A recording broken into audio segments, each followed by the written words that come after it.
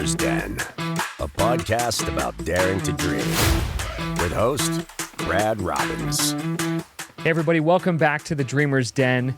Today we are podcasting in a new location. We're actually in the Foreign Figures recording studio, and this place is legit.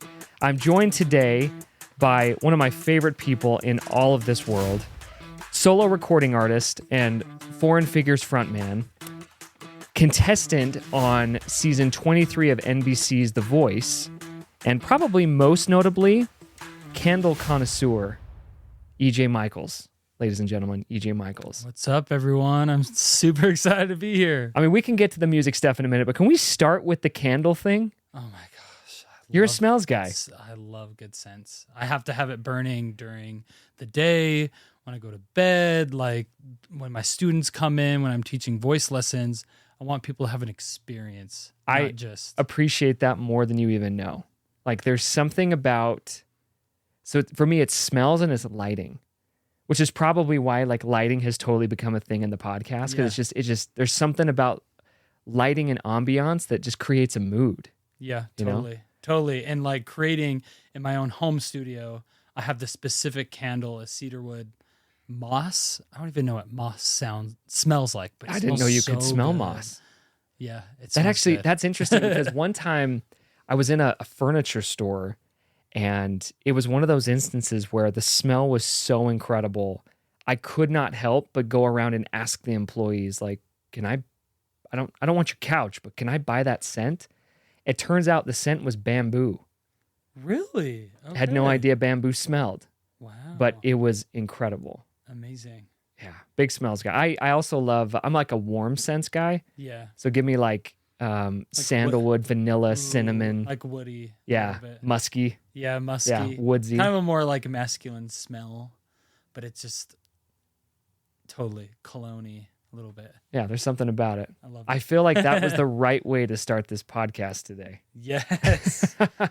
Well, as I said... We need the scents. Yes, well, we do. I know. I'll bring candles next time. Yes. Yeah. Well, so as I said, here today with EJ Michels, an incredible vocalist, an amazing human being, and someone that I have had the chance to work with on a number of occasions through Gentry. Yeah. And I thought it'd be fun to start off our podcast today kind of sharing with the listeners what our relationship and kind of backstory. Yeah. So I remember it was back in 2019, we had just gone full-time Gentry, and we were kind of like figuring out like, okay, what do we want to do? What kind of projects do we want to work on now that we have more time and more focus? And we had this idea for a Mother's Day collaboration. And we're like, okay, we want it to be sweet and sentimental, but also like we want it to be different than anything we had done previously. And so we had this idea to reach out to a bunch of local artists that we knew through the community, and your name came up in a discussion. And when it was mentioned, I was like, wait, I've seen them on Instagram. Like, they're incredible. His voice is next level. And so I'm like, I'm just going to do it. Like, he doesn't know who I am. Like, I'm just going to call him up. So I want you to go back in your mind to that moment, wherever you were, you get this random phone call, and all of a sudden, some random dude named Brad from Gentry is inviting you to collaborate on this project. What went through your mind? Well, I usually am not like skeptical, but I'm really good at saying no if I don't want to do something now. And I had already known who you guys are. I saw you on Instagram, and I think I saw you guys like play or sing the national anthem at the BYU Stadium. Oh, probably for July, Stadium of Fire. Stadium of Fire, and I was like, these guys are legit. So I know it's going to be a professional thing, and I hadn't met you guys yet before. But in my head, I was just like, like how would my style of music kind of vibe with their listeners and their fan base and whatnot? And I'm in the, just the belief that collaborating even with people outside of your genre of music can be a really beautiful thing. And I said yes. And so happy I did. And now I have my mom every Mother's Day, and she's obsessed with the video and loves it and constantly plays it, not even on just Mother's Day, like throughout the entire year. I love that.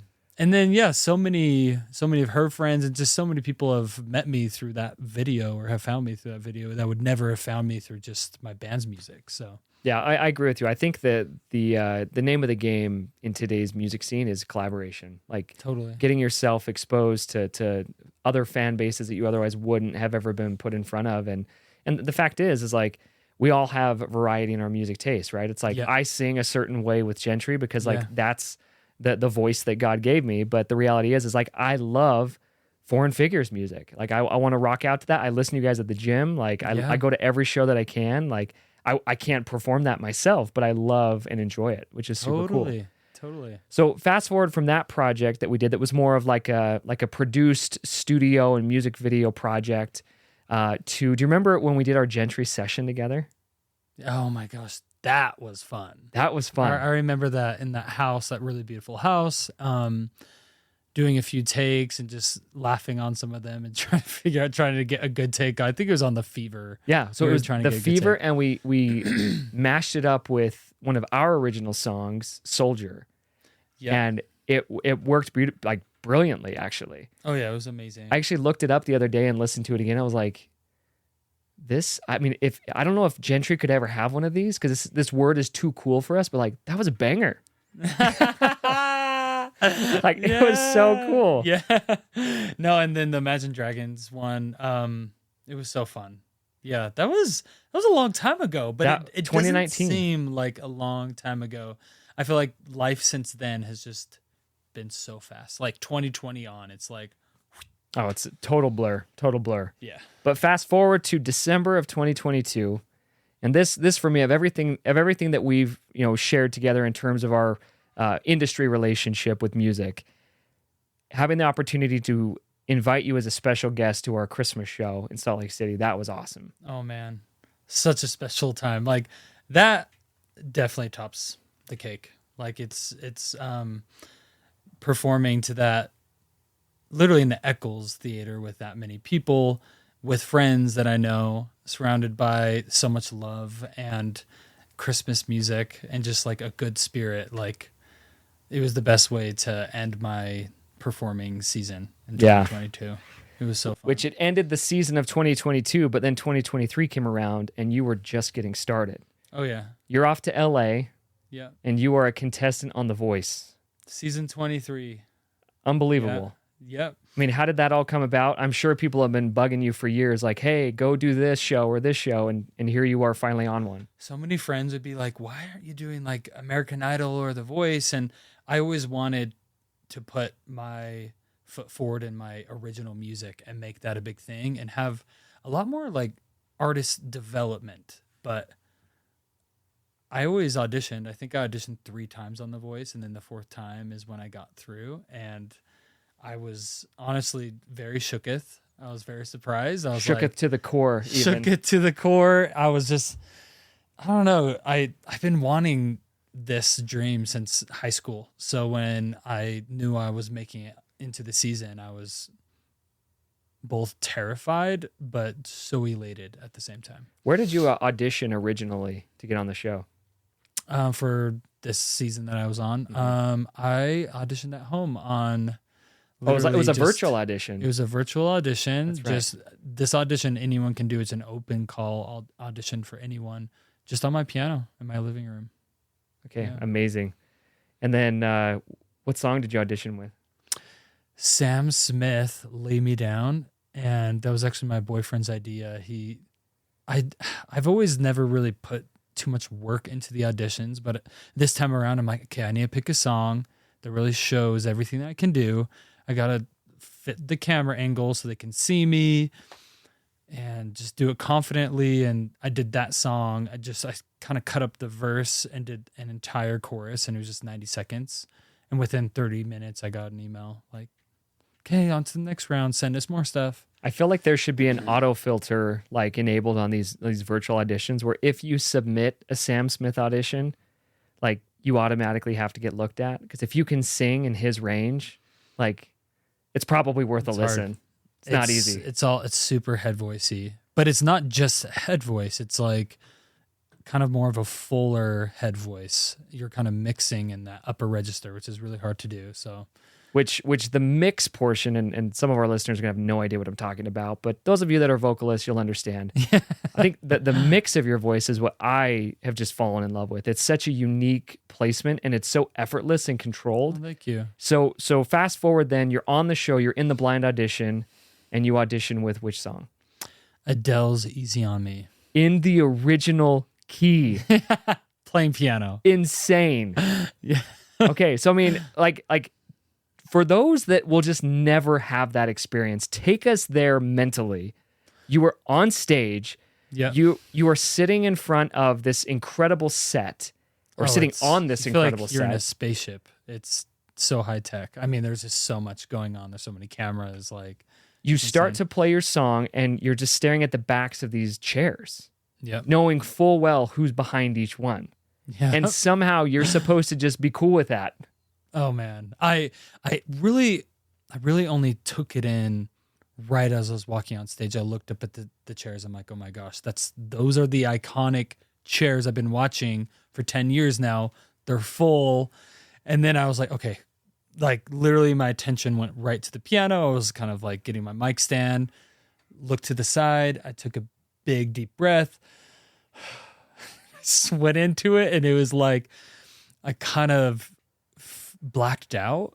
It almost felt like I was like thinking, obviously I was feeling the song, but I was also like, oh my gosh, like Chance just turned around. So that's the thing I've always wondered. If you're in that moment and you're able to kind of silence everything, block out the noise, ease your nerves a little bit, and you're like feeling it, you're in the zone, and then all of a sudden an icon turns around because they liked you. How do you maintain composure in that moment? I thought I messed up in the beginning because I kind of tripped up on a lyric, and I was like, oh no, I lost it. Like in a sense in my head, I was like, this is it. It's over. No one's going to turn around. And then when I kind of get before the chorus hits, Chance turns around. I'm like, oh my gosh. Like, and it didn't register like, oh, I'm on the show now, because if someone turns around, you're on the show. It was kind of like, oh my gosh, like someone turned, like, because I always love to go into any situation in life with just low expectations. That way, when they're met, it just feels so good. But then you notice, but then you're like, okay, like you just kind of keep going, and that's when I probably really blacked out, is after Chance turned. But and he was the first. He was the first, yeah. And he was then right Blake before. turned around. And then Blake turned around right out of the last chorus as I was kind of like finishing out the song. And then when he turned around, I was just had the biggest smile on my face. And also that I was like, okay, I'm almost done, because it's just so terrifying of an experience, but so fun at the same time. And when he turned around, I was like, wow, like the Blake Shelton, who is very picky with who he turns around with, and who's been doing the show and listening to so many singers. And I'm like, the fact that I got him to turn around, who's been on the show since 2011, I just, after the fact, I was thinking that. I was like, wow, that's really cool. So you probably get asked this a million times, but what was it like working with Blake Shelton? He's hilarious. He's down to earth, doesn't take himself or life too seriously, and really focuses on just the true authenticity with each of his artists, which I love. He just lets you be you. He lets you sing about what you want to sing about, and it's in a sense, he just, even though he's a country dude, I feel like that's why he does well on the show, because he honors the genuine authenticity of each person. So, which I think that's what makes every musician uniquely them, right? Yeah. Embracing that authenticity. Yeah. That's awesome. Well, anything else? Just trying to think. Obviously, people can go watch the shows. That there were 3 episodes that you were on. So you had the blind audition, the battle round. Made it in the battle round, got stolen onto Niall Horan's team, who's actually coming to Utah next month. And I'm going to be out of town, traveling to Banff, and I'm super sad. And then I made it to the knockout round, and then it was eliminated from there. So I made it halfway. Okay, still amazing. 3 episodes, though. And by the way, I don't think any of us feel bad for you that you have to go to Banff. Oh, that so sounds excited. amazing. I'm so excited. I'm going for my partner's birthday, and celebrating. He just graduated with a bachelor's in business. So we want to Cool. kind of celebrate his birthday and his degree, and honestly just get away with friends and, you know, decompress, turn our phones off for 4 days and go in the wilderness. And soak in that blue water. We went up to Whistler, Canada a couple years ago, and at first I was like, why are we going to Whistler, Canada? What's in Whistler, Canada? Yeah. And then we Never heard of it. We took a helicopter to the top of this mountain where there were these inflatable kayaks waiting for us. Wow. And we hiked down this glacier, and literally on these glacial melt pathways, we kayaked in them, and the water was exactly as you described. Blue Gatorade. Turquoise blue Gatorade. Wait, I think I saw this on your Instagram story. It was literally these like little streams, These little channels. Yeah. These little channels. I've never forgotten that. Like ever since you posted it, I'm like, what is this? I was dream? literally What is going this through magic? my phone the other day, and I was like, I need to like repost this photo. This is one of the most beautiful photos on my phone. This water is Can you put it on so clear. TikTok and then watch it go viral? Yeah. That's it. Well, that's awesome, man. What a cool story. Your journey has been super, super fun to watch. I want to transition now to a little segment that I have called Genre Roulette.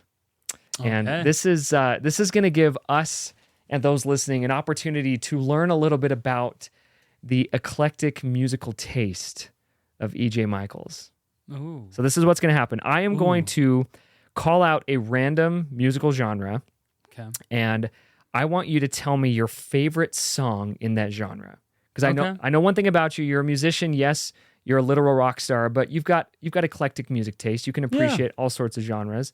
Or if there's not something that's your favorite, just the first song that pops into your head. Think of in that genre. Okay, so here's like a little underhand pitch. We'll start here. All right, rock and roll. I would say Journey, Don't Stop Believing. Is there a story there? I did a Glee camp and I sang the lead in the Glee camp. That no one knows this. No one's seen this footage. This is like in high school. I joined a Glee camp and sang that. I was like the lead and did this entire show and loved it because I was such a huge fan of Glee. So you're saying there's a video of this? There's a video, and I literally, Mindy Pack, the voice coach, she was the director of it. She's trying to send it to me. She's trying to dig in and pull it out somewhere and find it so my boyfriend can watch. So, I'll get your email address. We absolutely want to see that video when it's out. Oh my god, That's amazing.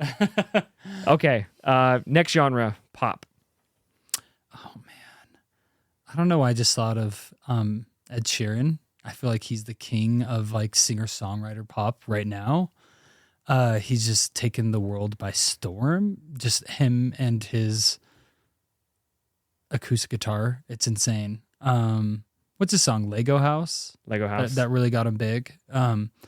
He's kind of like my inspiration as a solo artist who can really do something with so little, like just him and his guitar and a live show that just fills up stadiums. Him and a guitar. How do you That's make it. something so massive feel so intimate? And it's Ed Sheeran. Yeah. Like it's amazing. These guys here on the team could attest to this. Every time we're setting up, I'm playing my Ed Sheeran playlist. I'm hooked.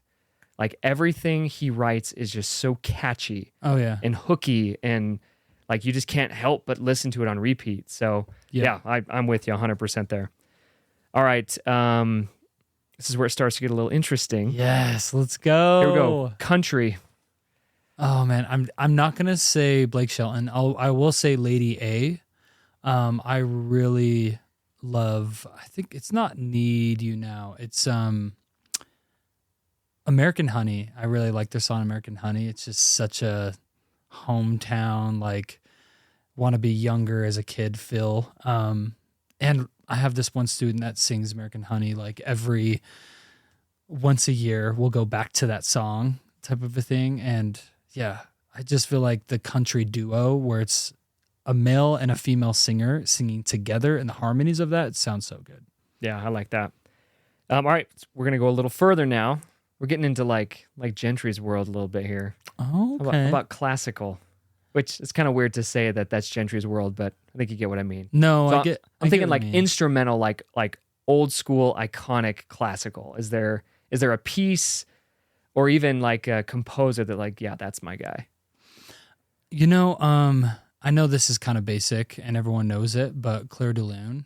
I'm learning that on piano right now. That song stood out to me, I think, during Ocean's 11 when it was towards the end of the movie. Bellagio fountains. Yeah. 100%. 100%. It's just a peaceful song, but it's evergreen and it will live the test of time. I agree. It's the iconic ages. for sure. Yeah. Okay, last genre, and this is actually probably more like Gentry land. Film score. Oh my gosh. I would have to say I have a few. Which one do I choose though? I feel like the Peter Pan 2001 movie, there was a certain song called Flying, and I think it was James Newton Howard, I think is his name.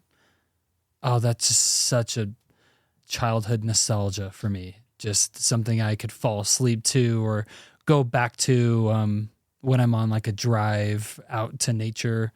Yeah, James Newton Howard, I think he's done many soundtracks. I love his stuff. It's funny you say that because my cliche answer would probably be like, Hans Zimmer, Time from Inception, or Pirates of the Caribbean was pretty iconic. But going back to my childhood, I specifically remember my parents on repeat on their CD player in their car playing the soundtrack to Dances with Wolves with Kevin Costner. Ooh. There was something about that orchestrated score that was just such a vivid memory.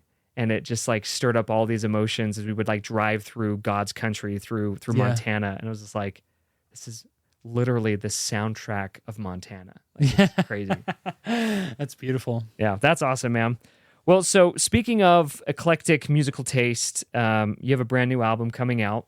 By the time this releases, it will probably have been out for a while.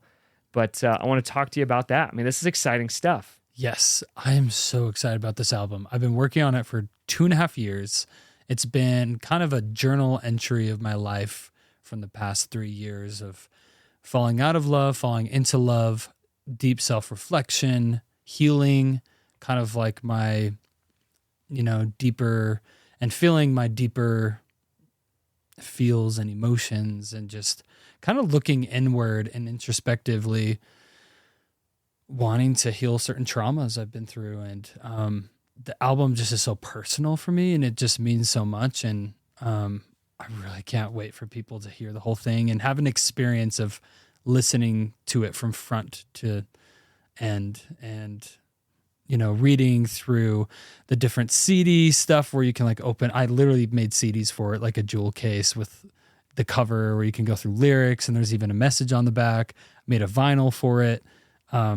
There's a world around with the cover art and where I shot the cover art. There's just kind of a story with the whole thing. So I feel like it's my first piece of art that has like a cohesiveness to it that I just am so excited about that. We were talking about that at a Gentry meeting the other day. Like there's something so nostalgic, and it's weird to even say nostalgic because it doesn't seem like that long ago, but about like having a physical compact disc that's shrink wrapped that you have to open up.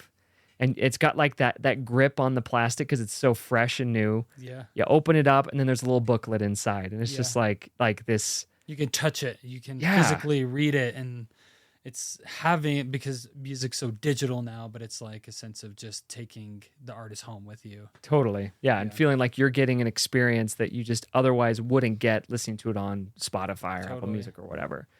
So as far as the track list for this particular album, is it all originals?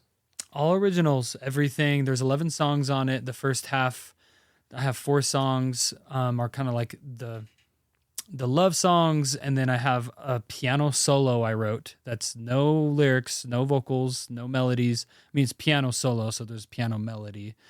After a yoga class, I wrote this song, and it's kind of the midway point through the album that transitions into the second half, the latter half.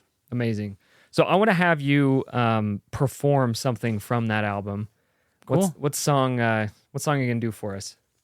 I will probably perform my second single that's on acoustic guitar. It's kind of the outlier. There's only one other song that has guitar. They're all piano songs, but this is the second leading single to the album, and people are loving and eating it up. And what's it called? As I Am. As I Am. I don't know if I've ever heard you do just solo guitar. Really? I've heard you a million times on the piano, but never solo guitar. That's awesome. Yeah, piano or just dancing around the stage. I love that. And it's called As I Am. As I Am, yep. All right, rock on. We're going to turn it over to EJ as he performs a debut single from his new album. The song is called As I Am. Suburban child, I made it to my 20s. Had it pretty good, but I never knew how to love me. Father gave me blessings from heaven above. Even all that wishing well wasn't enough. That black sheep, I made it to my 30s. Finally came to terms with all my demons almost killed me. All my life I thought I was doing it wrong. My true self was buried in me all along. Do you love me as I am? Would it be so different if I was someone else? Will you take me, family, as I am, as I am? Let's have a conversation, maybe you'll understand. Will you take me, family, as I am? Do you love me as I am? Woo, woo, woo, as I am. All my friends, they tell me all the stories. Seems like everybody's always going on through something. Some are scared of others, leaving them alone. Well, some are feeling like they never did belong. Looking for love in everything around me. Thought I would feel special when I saw the world adore me. That was just another way to cover up my flaws. And I didn't think validation this come at a cost. Do you love me as I am? Would it be so different if I was someone else? Will you take me, family, as I am, as I am? Let's have a conversation, maybe you'll understand. Will you take me, family, as I am? Do you love me as I am? Do you love me as I am? Do you love me as I am? Do you love me as I am? As I am, as I am. When everything's falling down, crashing all around, will you take me in your safety? As I am now, different all around, will you take me as around me? Wow. That was amazing. Thank you. That was beautiful. Thank you. So I should have asked this before you performed it, but tell me the context and inspiration of that song. As I Am was one of those songs.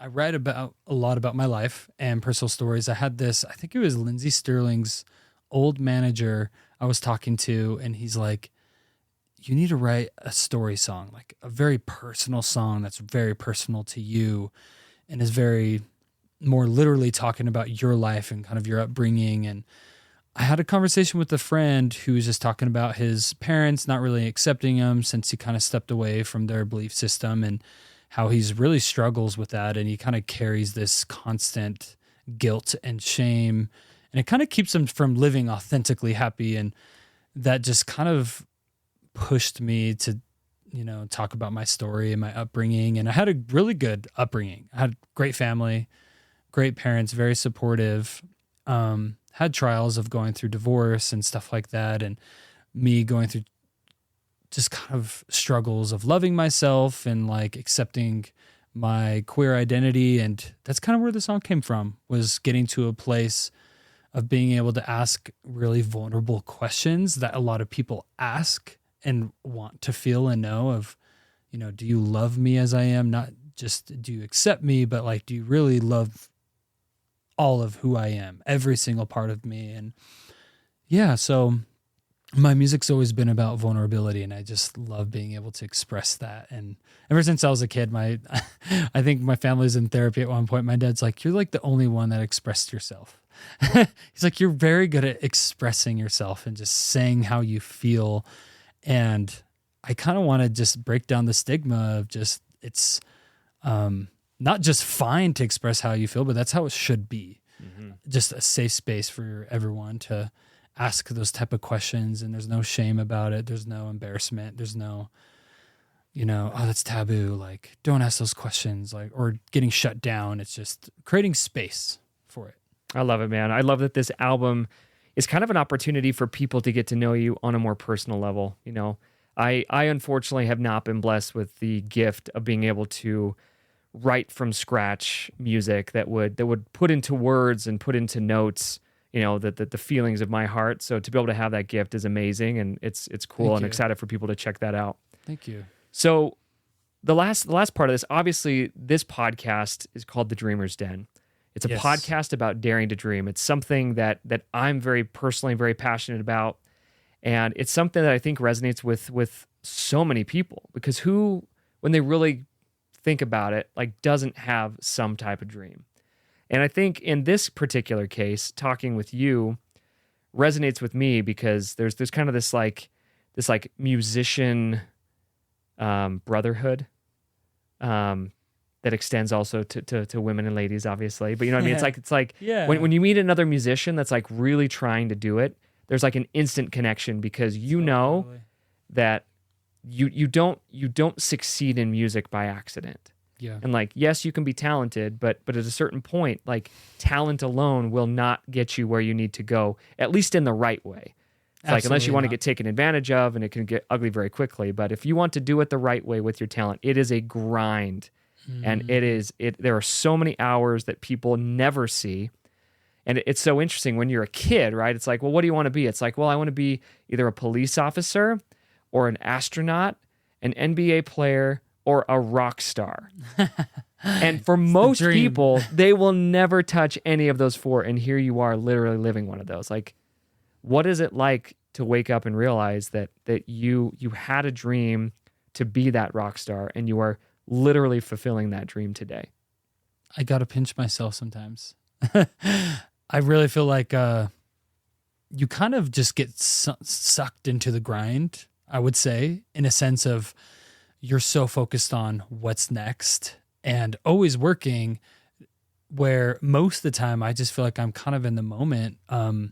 It's who I am. It's not even like, I don't even sometimes view it as a line of work. It's just an extension of myself and expression and being able to do that. But then there's also the adult side of my brain that's like, okay, you got to make money from this. Like, you got to treat this as a business and write up contracts and book gigs and market yourself and, do your own taxes and your own insurance and stuff like that. But it's, I think it's on the days, it's usually after shows is when I kind of had those moments of like, I'm so happy I built a life that I can do this and sustain myself and my family I'm creating, and being able just to meet people and connect with people. Because at the end of the day, that's what I really love. That's what really fuels me, is being able to meet so many people through this and impact and connect with so many people after the shows, and seeing how it impacts people and how it plays into their life. And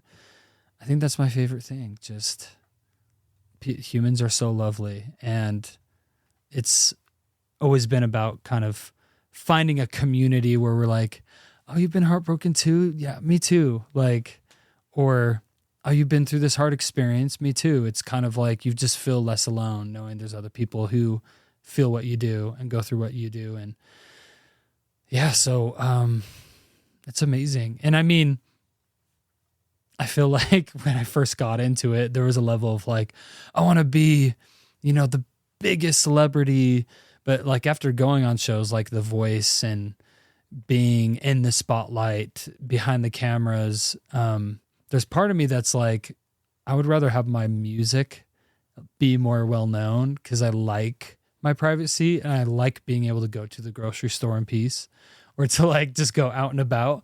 So I can't imagine what some musicians go through when they really make it big and everyone knows who they are. But that's kind of my goal, is just to reach as many people as possible. And wherever I go, just graciously accept, whatever success is landed to me. And I'm going to keep working regardless of how many people I reach. Well, I love it, man. And you've had such success, not only as a solo artist, but, with the boys of Foreign Figure. And I got to shout them out. Johnny T, Steve, and Seth. Love those guys. Love them. Man, you guys are so fun to watch live. Like I say, I try to come to every show, as you know, that I possibly can. Thank you. You guys bring an energy. Your music is infectious. And frankly, like, speaking of great songwriting, like super catchy. Like I've got a number of your songs on my gym playlist. I love it. They're like good pump up songs. Yeah, 100%. 100%. Oh yeah. So the band dynamic is an interesting one because it is, I mean, you're basically like family. And, I'm going to go out here on a limb and assume that you fight like family, you argue like family, you have to work through things like family, but when it's time to love and come together, you do that like family as well. How long have you guys been together as a group in total? We were established in 2014. So okay, that's almost 10 years. Yeah, you're coming up on a decade. We're 9 years now. So I don't remember if it's either 4 or 7. I want to say it's 4, but like most bands never make it past 4. So you're living on borrowed time, as far as the band world goes, right? And like I say, I know what it's weird to even call us this, but me and my band have gone through, and it's been some ups and some downs. Let me tell you, but I also know that in some of those down times, those were critical moments. Moments where maybe the viability of the band was hanging by a thread, but it caused all of us to step back and say, what do we actually want and what's it going to take for us to get that? And they've also, ironically, been some of our more unifying times. Has there been any instance like that in the history of Foreign Figures that you can point to or think to that's like, this was a turning point for us, as hard as it was in the moment? Oh, yeah. I think the hardest one was in 2020. I think that was kind of the moment of change where we realized we had to make a change in order to stay together in a healthy dynamic, because everyone grows, and everyone with growth is change, and with change is evolution and expansion, and we never stay the same. And I think part of that is our desires and our wants of where we want to go. And I think that was the moment we decided to kind of open up the relationship in quote unquote, in a way, in a sense where we're all, rather than having me as the sole front man and making a song at a time as just under Foreign Figures, that we would all explore our solo projects, but stay together and create those together and perform together still, where we're still evolving to the point now where I feel like we really have honed in on a sound, and we would never have gotten to where we are today if we didn't make those hard decisions that I feel like people just, it's so hard that people just, they give up. They just break up. It's kind of like, what's the point? But when you feel like you have something bigger than yourself, that's when you're like, okay, this is going to go on without us. At least in my head, I was like, if I walked away from this, like it's going to keep going forward. And I just love the guys so much, and we're just brothers. And I love having this outlet of being able to express this other side of myself that I wouldn't be able to by myself.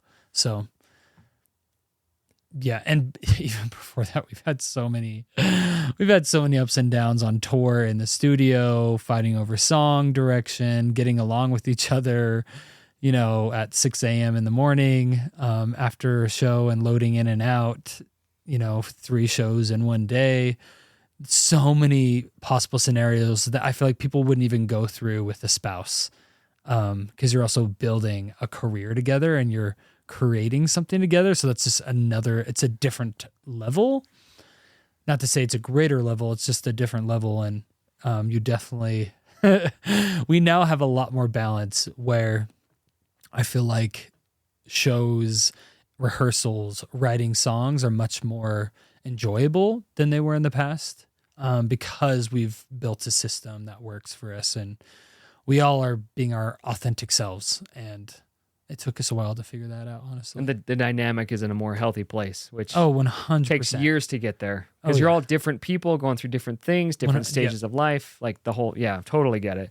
Well, and I, I call you the Foreign Figures frontman because in my heart, sorry boys, that's what you will always be. But I do want to shout out, having been to your shows, listen to your music, all of you are just wildly talented. You can all step out, be that front man, carry the show for that moment. So again, shout out to the boys.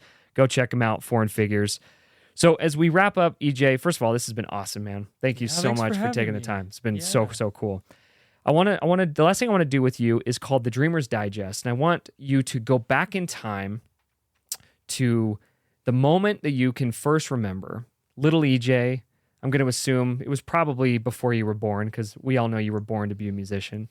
But whatever that moment is, and you had the desire and the thought like, okay, policeman, astronaut, NBA player, rock star. I'm going to do the rock star thing. And you knew that's what you were going to do, but you didn't have any of the knowledge, the context, the understanding that you have today. If today's EJ could go back and talk to that young, starstruck, optimistic musician that knew nothing but wanted everything, what would you tell him? I tell him it's all going to work out. Yeah. Just like, go for it. It's all going to work out. I love that. That's what I tell him. That's confidence. I love that, man. Once again, you've been listening to my good friend here, EJ Michels from Foreign Figures, solo recording artist, among many other things, on the Dreamer's Den podcast. EJ, where can they find you, follow you, listen to your stuff? EJMichels.com, EJMichelsmusic.com, which has everything, my videos, music, socials, email list. I would say go there. And I'm usually on Instagram most of the time. That's the channel to reach you. I love it. And if you've enjoyed today's episode, we invite you all to give us a follow across all social media, including Facebook, Instagram, TikTok, and YouTube at Dreamer's Den Podcast. And of course, listen to all the episodes by subscribing wherever you get your podcasts. And while you're at it, don't forget to kindly rate and review the podcast, which of course helps us not only to reach more listeners, but also to improve the quality of the show. On behalf of the entire Dream Team, I'm Brad Robbins, reminding you to work hard, be kind, and always dare to dream.